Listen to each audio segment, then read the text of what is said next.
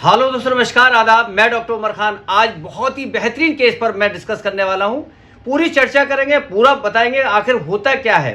तो जो कॉमन समस्या चल रही है, जो बहुत सारी परेशानी फील्ड में मिल रही है, वो चल रही है गलघोटू, haemorrhagic septicaemia. 4, 6, 10 phone, 15 phone, 20 phone daily आ रहे हैं कि सर हमारे भैंस को गलघोटू हो गया, हमारे कटरे को गलघोटू हो गया, हमारी गाय को गलघोटू हो गया और हम बहुत परेशान हैं। तो गलघोटू रोग को प्रारंभिक अवस्था में कैसे पहचाना जाए, क्या लक्षण होते हैं और क्यों गलघोटू रोग होता है, इस पर हम चर्चा करेंगे। एक एक करके सारी चीज़ें हम बताएंगे। तो चलिए आज हम आपको बताना चाह रहे हैं गलघोटू रोग की पूरी तरीके से, गलघोटू रोग को किस तरीके से पहचाना जाता है, क्या डायग्नोसिस है, क्या सिम्टम्स आते हैं, इस पर हम चर्चा करने वाले हैं। तो ये जैसे कि नाम से प्रतीत होता है, गलघोटू, गले का घुटना, कहीं इसको घुरका के नाम से जानते हैं, कहीं गलघोटू के नाम से जानते हैं, और इसका अंग्रेजी नाम है एचएस मतलब हेमरेजिक सेप्टिकसीमिया। जब हेमरेजिक सेप्टिकसीमिया का मतलब है कि बॉडी के अंदर, ब्लड के अंदर सेप्टिकसीमिया फैल जाता है, हेमरेजिक सेप्टिकसीमिया फैल जाता है, टॉक्सिन बन जाते हैं और पशु की मौत हो जाती है due to the respiratory failure. तो ये कैसे होता है और क्यों होता है, इसके ऊपर हम चर्चा करें। इसका कारण क्या है, इटियोलॉजी क्या है, बैक्टीरियल है, वायरल है, क्या है, तो ये हम आपको बताने जा रहे हैं। गलघोटू बीमारी, हेमरेजिक सेप्टिकसीमिया का इंट्रोडक्शन ये है कि ये गाय, भैंस, भेड़ तथा बकरी का बहुत ही भयानक संक्रमण रोग है। ये रोग मानसून आने पर अथवा पशु के तनावग्रस्त होने पर फैलता है।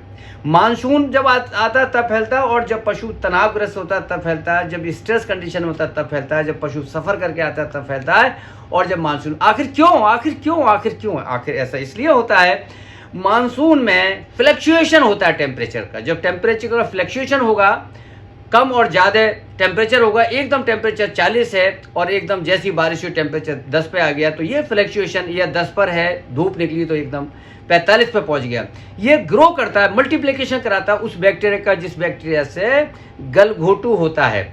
स्ट्रेस, तनाव में भी रोग प्रतिरोधक क्षमता पशु की कम हो जाती है। जब पशु की रोग प्रतिरोधक क्षमता कम हो जाती है तो ये बैक्टीरिया ग्रो कर देता है। तो बैक्टीरिया आखिर रहता कहाँ है और क्यों ये आगे बढ़ जाता है, ये सारी चीज़ें हम फिर आपको बताने जा रहे हैं। ये इटियोलॉजी क्या है, इस रोग का कारण पास्चुरल मल्टीसीडा एक बैक्टीरिया होता है। ये जो ग्राम नेगेटिव है, जो ग्राम नेगेटिव बैक्टीरिया है उसके द्वारा ये होता है। ये पास्चुरेला मल्टीसीडा एक ग्राम नेगेटिव बैक्टीरिया, उसके द्वारा ही होता है। और आमतौर से ये बैक्टीरिया श्वास नली में, रेस्पिरेटरी ट्रैक्ट में पड़ा रहता है, कोई नुकसान नहीं करता। लेकिन जैसी फेवरेबल कंडीशन बैक्टीरिया की आती है, जैसी बरसात का सीजन आता है, जैसी तनाव होता है, और तैसे ये काम करना अपना शुरू कर देता है। तो कैसे करता है, मोड ऑफ ट्रांसमिशन क्या है इसका, कैसे फैलती है, आखिर ये बीमारी फैलती कैसे होगी। तो पॉजिटिव एजेंट क्या है इसका, पॉजिटिव एजेंट है इसका बैक्टीरिया जिसका नाम है पास्चुरल मल्टीसीडा, जो ग्राम नेगेटिव है। और अब हम मोड ऑफ ट्रांसमिशन की बात करें, कैसे फैलता है। इस रोग के जीवाणु मुंह, नाक, ग्रास नली में उपस्थित रहते हैं परंतु रोग पैदा नहीं करते। मुंह में, नाक में पड़े रहते हैं, रेस्पिरेटरी ट्रैक्ट में पड़े रहते हैं, लेकिन ये बीमारी पैदा नहीं करते। जब पशु की रोग प्रतिरोधक क्षमता तनाव, लंबी यात्रा अथवा किसी अन्य बीमारी के कारण कम हो जाती है, जब पशु की रोग प्रतिरोधक क्षमता कम हो जाएगी, जब पशु की स्ट्रेस कंडीशन हो जाएगी, जब बरसात हो, तब ये क्या करते हैं, वहां पर मल्टीप्लिकेशन करते हैं। कैसे करते हैं, तो ये जीवाणु रोग पैदा करते हैं तथा रोग के जीवाणु से दूषित चारा तथा पानी से जीवाणु शरीर में प्रवेश कर जाते हैं। ये जीवाणु रोग पैदा करते हैं। कौन से जीवाणु, जो जीवाणु बॉडी के अंदर पड़े थे, मल्टीप्लिकेशन नहीं हो रहा था, उनकी तादाद उतनी नहीं थी जिससे उसका रोग फैले। जैसी तादाद बढ़ गई, जैसी उनकी क्वांटिटी बढ़ गई और उन्होंने रोग पैदा कर दिया। तो ये रोग पैदा करते हैं, रोग के जीवाणु दूषित चारा, कंटामिनेशन चारे में होगा, वहां पर फैलता है, पानी में होता है और प्रवेश कर जाते हैं। सलाइवा में होता है, बीमार पशु की लार में ज्यादा संख्या में जीवाणु रहते हैं, लार में, सलाइवा में बहुत ज्यादा होते हैं तथा लार संक्रमण का प्रमुख कारण बनती है। लार जो है, तो ये हाईली कंटेजियस बीमारी है। लार जो है, सलाइवा जो है, सलाइवा के अंदर ये बैक्टीरिया मौजूद रहता है, जिस बैक्टीरिया का नाम है पास्चुरेला मल्टीसीडा, जो हेमरेजिक सेप्टिकसीमिया को पैदा करता है। ये लार के अंदर रहता है। तो एक पशु को अगर ये पशु बीमारी हो जाती है तो दूसरे पशु को थ्रो लार, कंटामिनेशन फीड और पानी के द्वारा ये बीमारी फैलती है। बीमार पशु के संपर्क में आने तथा सांस द्वारा बीमारी एक पशु से दूसरे पशु में फैल जाती है, एक पशु से दूसरे पशु में फैल जाती है। काटने वाली मक्खी, किल्ली, जू तथा पिस्सू द्वारा भी रोग एक पशु से दूसरे पशु में फैल सकता है। फैला है, फैल सकता है, बहुत कम चांसेज हैं इससे। कि इस टाइप से होता होगा। बीमारी की इंक्यूबेशन अवधि 2 से 5 दिन होती है। 2 से 5 दिन के अंदर पशु की मौत हो जाती है। प्रैक्टिकली क्या होता है, कौन से पशु सबसे ज़्यादा चपेट में आते हैं, यहाँ हम बताएंगे लक्षणों के आधार पर। सबसे ज़्यादा जो पशु चपेट में आते हैं, यहाँ से आप पहचानोगे भैंस के लबारे जिनकी आयु 6 माह से 2.5 वर्ष होती है, वही पशु, वही लबारे, वही काफ सबसे ज्यादा चपेट में आते हैं। तो आप ये समझ लें, अगर कोई लवारा है और जिसको टेम्परेचर ज्यादा है, 107 108 है और बरसात का सीजन है, तो समझ लें कि ये भैंस का लवारा है।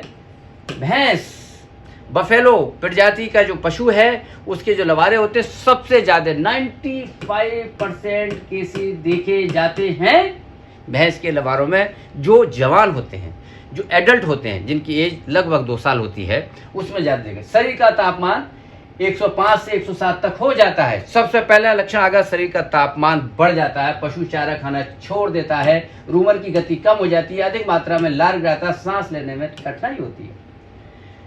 अब यहाँ के बाद क्या होगा, ये देखिए आप, टेम्परेचर बढ़ गया, सांस लेने में परेशानी होगी, सलाइवेशन होगा, पशु सुस्त हो जाएगा और पशु के अंदर क्या बनेगा, लार गिरेगी, अफारा आ जाएगा, ये इस टाइप का मुंह फैल जाएगा।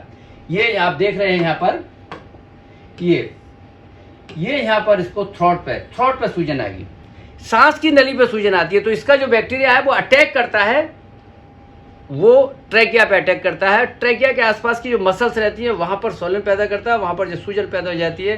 तो ये जैसे ट्रैकिया है, इसके आसपास ये मसल्स है, यहाँ पर ये सूजन पैदा करता है, तो इसका दबाव यहाँ से और इसका दबाव यहाँ से जाता है, तो ये ट्रैकिया की नैरोइंग हो जाती है और नैरोइंग होते होते यहाँ से सांस नहीं आती, और जब सांस नहीं आती तो गला घुट जाता है, और गला घुट जाता है तो पशु की मौत का कारण बन जाता है। तो सबसे ज्यादा केसेस ऐसे मिल रहे हैं, नाक में लाल रंग का बदबूदार श्राव निकलता है, गले व गलकम्बल की गर्म दर्द युक्त सूजन के कारण सांस लेने में काफी कठिनाई होती है, सांस लेते समय घर घर की आवाज आती है, सांस लेते समय घर घर की आवाज आती है, निकलती है। पाचन तंत्र प्रभावित होने पर म्यूकस युक्त काले रंग का दस्त करता है कभी कभी, और पशु की मौत 12 से 24 घंटे के अंदर पशु की मृत्यु हो जाती है। सवाल उठता है कि कैसे आप इसको पहचानेंगे। तो इसमें जो चीजें हैं वो निकल के क्या आई, अब आपको इसमें जो जोड़ना है वो जोड़ना है आपको पशु की एज 6 to 2.5 वर्ष ईयर, बफेलो के काफ मेल एंड फीमेल दोनों इफेक्टेड होते हैं। इसमें क्या होता है, बिलोट होता है। बिलोट क्यों होता है, बिलोट होने का कारण है कि सांस की नली है, जब सांस घुटने लगेगी तो सांस हवा बाहर नहीं निकलेगी तो बिलोट बन जाएगी। पशु बैठेगा नहीं, मुंह खोल के सांस लेगा, घर घर की आवाज करेगा, सलाइवेशन करेगा, इस स्टेज से भी पशु को बचाया जा सकता है। तो गलघोटू की 3 अवस्थाएं मिलेंगी। एक वो अवस्था मिलेगी जिस अवस्था में बुखार मिलेगा। अगर बुखार मिलता है तो 3 दिन तक आप बुखार के साथ एंटीबायोटिक लगाएंगे, नहीं तो लोग क्या करेंगे, बुखार के साथ एंटीबायोटिक लगाने के बाद उसका फिर ट्रीटमेंट नहीं करते, उसका जब ट्रीटमेंट नहीं करते तो पशु की मौत हो जाती है। बहुत ही परफेक्ट आज की तारीख में इसकी एंटीबायोटिक है, एंटीबायोटिक के द्वारा इसको ठीक किया जाएगा। लास्ट स्टेज में इसके सर्जरी करते हैं, हमारे बहुत सारा इस पर काम है सर्जरी का, बहुत ही कामयाब रिजल्ट आता है। मेरे बहुत सारे चैनल वीडियो पड़े हुए हैं, आप उसको देख सकते हैं कि किस तरीके से उसका इलाज किया जाता है। हर एक वीडियो में मैंने इलाज बताया है। वीडियो बहुत लंबा हो जाएगा इसलिए मैं इसमें यहाँ इलाज की बात नहीं कर रहा। मैंने यहाँ पर बताया गलघोटू बीमारी से आपको बिल्कुल डरना नहीं है। अगर कोई भैंस को गलघोटू हो चुका है, उसके लिए आपको पहले उसको हटा के रखना है, बचा के रखना है और पशुओं से अलग रखना है, ताकि कंटामिनेशन की वजह से दूसरे पशु उस बीमारी में ना आ पाएँ। वरना एक घर में गलघोटू से अगर एक भैंस एक पशु की मौत होती है, उसके बाद वहाँ से बीमारियों को रोकना मुश्किल हो जाता है। एक के बाद दूसरी और दूसरी के बाद तीसरी बीमारी, लगातार कई पशु मरते हैं। तो सबसे पहले है कि एक पशु जब बीमार हो जाए उसको अलग कर दे। दूसरा कारण है वैक्सीनेशन। अगर आप समय रहते हुए टीकाकरण कराते हैं तो कहीं भी कोई प्रॉब्लम नहीं आएगी, समय रहते हुए इसका टीकाकरण करा लें। जैसे ही आप गलघोटू का HS वैक्सीन आती है, मानसून से पहले इसका टीकाकरण करा लेंगे, वैक्सीनेशन करा लेंगे, रोग प्रतिरोधक क्षमता पशु की बढ़ जाएगी तो आपका पशु बीमार नहीं होगा। एक बार गलघोटू हो गया, अगर आप पशु को बचा के भी ले गए तो उसकी दूध उत्पादन क्षमता कम हो जाएगी।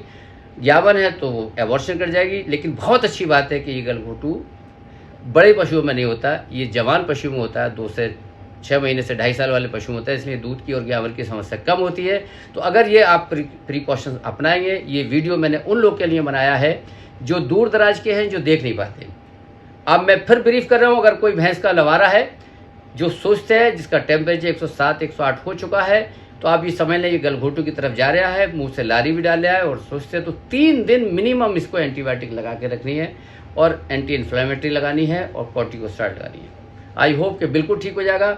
और इसका लोग इलाज की बात करेंगे, मेरे सारे वीडियो गलघोटू को आप डालोगे, सब पे इलाज पड़ा हुआ, वहाँ से इसका इलाज देख सकते हैं। इसका डिस्क्रिप्शन में डाल सकता हूँ। बहुत बहुत शुक्रिया, थैंक यू, धन्यवाद, आदाब।